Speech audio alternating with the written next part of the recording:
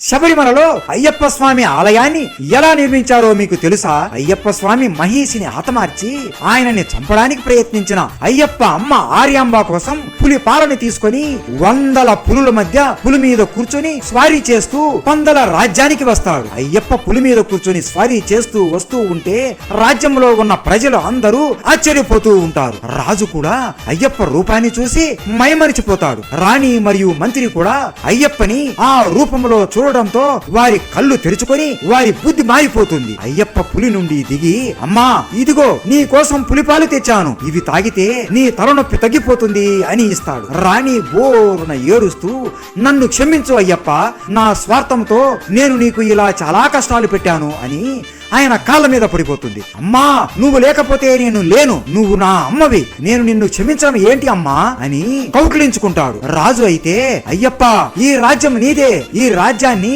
నువ్వే పరిపాలించాలి అని అనగా, నాన్నగారు నాకు రాజ్యాలు ఎందులకు, ఇవి అన్ని నా తమ్ముడికి లభించాలి, మీరు అందరూ నన్ను అయ్యా అప్పా అని ఇన్ని రోజులు ఎంతో ప్రేమగా పిలిచారు, ఇక నుండి నా భక్తులు నన్ను అయ్యప్ప అని ప్రేమగా పిలుచుకుంటారు. ఈ విల్లు నుండి వెళ్లే బాణం ఎక్కడైతే పడుతుందో అక్కడ నాకు మందిరాన్ని కట్టించండి అని అయ్యప్ప తన శక్తి మొత్తం ఉపయోగించి విల్లు నుండి బాణం వదులుతాడు. ఆ బాణం నేరుగా వెళ్లి శబరికి ఎక్కడైతే మాట ఇచ్చాడో అక్కడికి వెళ్లి గుచ్చుకుంటుంది. నన్ను మనస్ఫూర్తిగా భక్తి శ్రద్ధలతో మండలం రోజులు మాల ధరించి నన్ను శ్రద్ధతో కొలిచి పాదరక్షణ లేకుండా ఎటువంటి వ్యామోహాలు లేకుండా నిత్యం నన్నే కొలుస్తూ ఎవరైతే నేను చెప్పిన 18 నియమాలు పాటిస్తారో వారు కోరుకున్నది నేను వారికి ప్రసాదిస్తాను అని అయ్యప్ప తన అవతారం చాలిస్తాడు. అయ్యప్ప చెప్పినట్లే మహారాజు ఆలయం కట్టిస్తాడు. 8 బంగారు మెట్లు కట్టించి విగ్రహం ఎలా పెట్టాలి అని ఆలోచనలో పడతాడు. అప్పుడు స్వయంగా